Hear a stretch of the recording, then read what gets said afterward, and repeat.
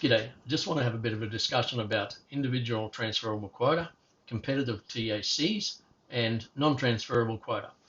So we'll just go through a few pros and cons. With the ITQ, the pros, fisheries managers can adjust the TAC easily by raising or lowering the number of kilos in a unit. Stakeholders can buy and sell. In most cases, quota is easily liquidated if a fisherman gets into trouble from, say, a run of bad seasons. People can increase their holdings over time with a view to potentially one day selling out when they retire. Cons. The shift of wealth away from regional communities, mainly because fishermen will have bad runs now and then, and over time will be inclined to cash in their quota where funds are needed. Potential for quota to accumulate to entities which may benefit from not making the quota available to fishermen.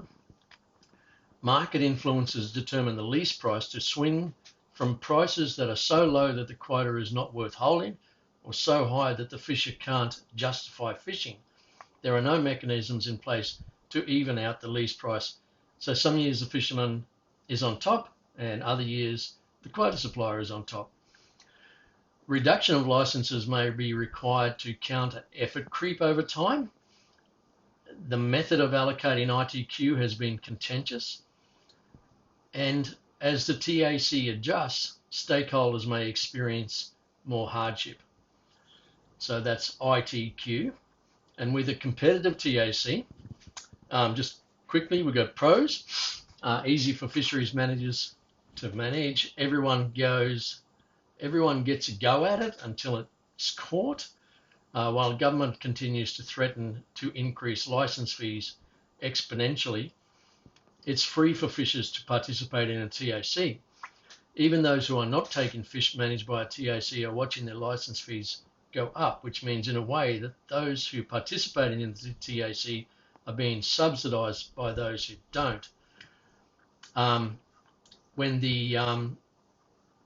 a TAC is applied initially to a new species, those who relied on that fish are the hardest hit, whereas the operators who only kept that species as incidental catch will target it until a TAC is reached each year and then go back to their main activity. When a new TAC is implemented, concerns about activation of latent effort potentially result in resumption of fishery symbols, industry buybacks such as 2-for-1, or other intervention that creates inefficiency for us. Either way, someone loses, and there is no good outcome while these discussions are on the table. Other cons include market gluts, lower wharf prices, conflict, the potential for fishermen to work in dangerous conditions to catch their share, and it goes on. So with this other concept, which is non-transferable quota, is something that hasn't really been discussed too much. But I want you to think about this. So what it is, it's non-transferable quota, and it's assigned to a license rather than the holder of the license. The government retains ownership. It is leased to the fishermen each season. The original allocation is based on the historical reliance on the species. There is an expectation that the holder of the license puts the effort into maintaining the catch. If after the initial allocation it is obvious that the holder of the license is not able to maintain the level of catch that was reported in the logbooks, Fisheries Queensland can apply a reduction of the TAC to that individual license instead of reducing the unit value overall. The quota can't be sold. It is an allocation which is renewed each season by Fisheries Queensland. If an operator wishes to enter the fishery on a large scale, a license with more non-transferable quota allocated to it will be more valuable. Whereas if a license had very little non-transferable quota, it would be worth a lot less. And this may be suitable for new entrants. Where non-transferable quota is taken from a license which fails to maintain the level of production, that quota can be made available to other licenses upon application, where people are growing their businesses, for example. So the pros. So it's simple for fisheries managers to cope with. It's an output control. It can be applied to every species of fish. License fees can reduce significantly, and instead, fisheries can adopt a user pays fee structure where the fisher pays as they use the quota. In cases where operators may have overstated their catch reporting and where as a result the TAC must be reduced, instead of all operators suffering a loss because of a reduction in the unit value, Fisheries Queensland can work specifically with fishers who are, for whatever reason, not maintaining their historical catch levels. The quota is assigned to the licence, not the licence holder. Therefore, the licence value will be directly influenced by its historical fishing activity, the same as if ITQ was. Those who would be looking to exit after the allocation of ITQ won't need to worry because the licence value will still reflect its historical catch.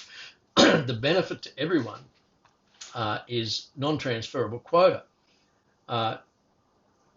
If we introduce non-transferable quota, is that we avoid setting up a TAC.